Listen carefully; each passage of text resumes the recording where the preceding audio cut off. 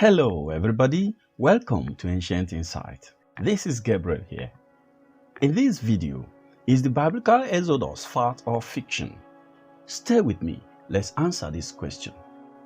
Although biblical scholars and archaeologists argue about various aspects of Israel's Exodus from Egypt, many of them agree that the Exodus occurred in some form or another. So, the question, did the Exodus happen, then becomes, when did the Exodus happen? This is another heated argument.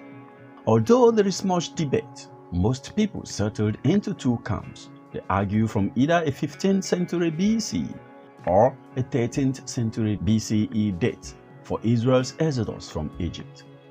The article Exodus Evidence and Egyptology looks at biblical history from the May-June 2016 issue of Biblical Archaeology Review tried to provide the answers to the question, did the Exodus happen and when did the Exodus occur?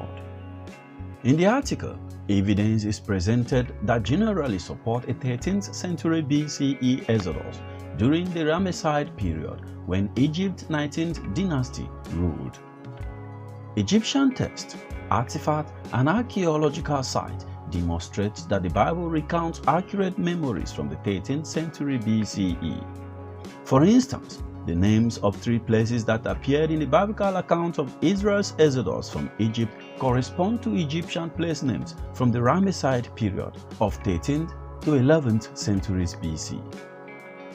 The Bible recounts that as slaves, the Israelites were forced to build the store cities of Pithom and Ramesses.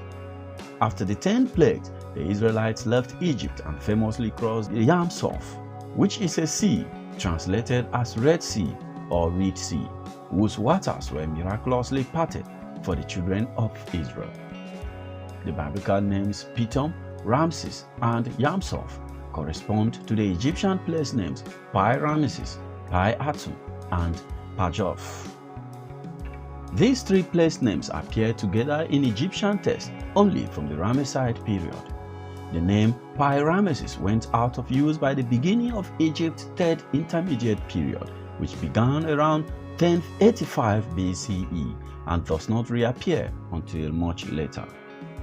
These specific place names recorded in the biblical text demonstrate that the memory of the biblical authors for this tradition predate Egypt's third intermediate period.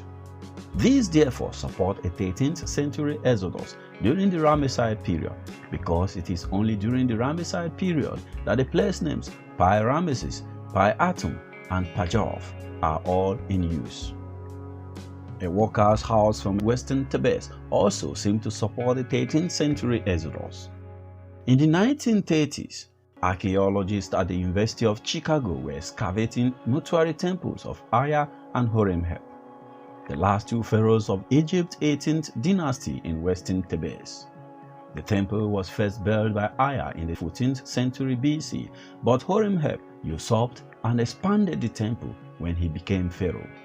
He ruled from the late 14th century through the early 13th century BCE. Horemheb chiseled out every place where Aya's name had been and replaced it with his own. Later, during the reign of Ramesses IV, 12th century BC, the temple of Aya and Horemheb was demolished.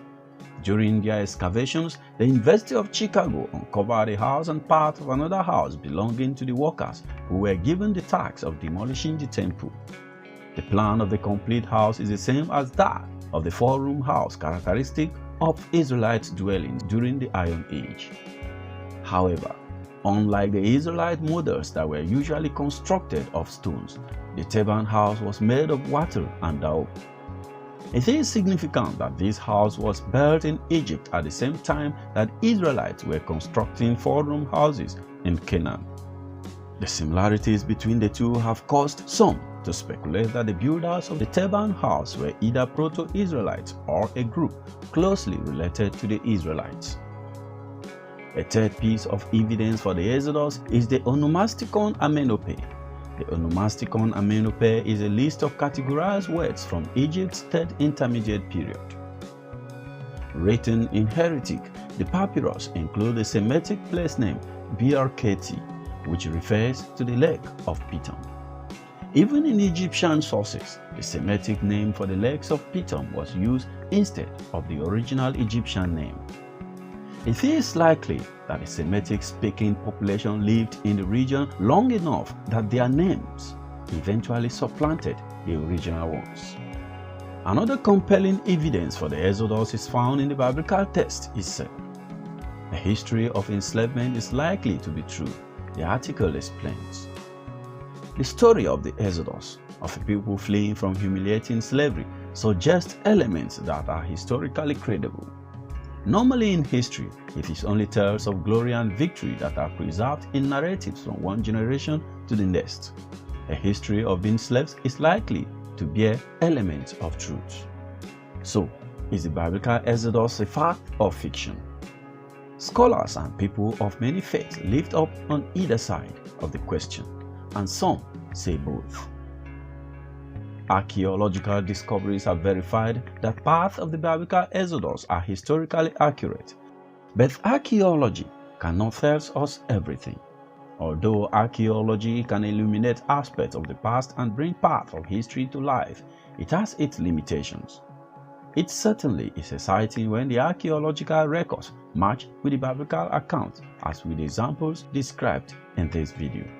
However, while this evidence certainly adds weight to the historical accuracy of elements of the biblical account, it cannot be used to prove that every detail of the Exodus story in the Bible is true. So, is the Exodus fact or fiction? Let me know what you think in comment section. Who was the Pharaoh of the Exodus? In Kings chapter 6 verse 1, the Exodus was dated to 480 years before the founding of Jerusalem's temple by King Solomon. According to the Orthodox chronology, this gives a date of around 1450 BC. However, Exodus chapter 1 verse 11 states that Pharaoh put the Hebrews to work on the cities of Pithom and Ramses. The location of Pithom is in doubt, but the city of Ramses is thought to be Pi Ramesses, built by Ramesses II, dated to between 1279 to 1212 BC. As a result, it is usually suggested that the Israelites actually worked on a settlement in the same location as Pi Ramesses, which predates it. To learn more about biblical archaeology stories, please check the playlist here. Remember to subscribe to my channel and enable notification so you will not miss any new update. Like and share this video with friends and family on social media. Thank you very much for watching.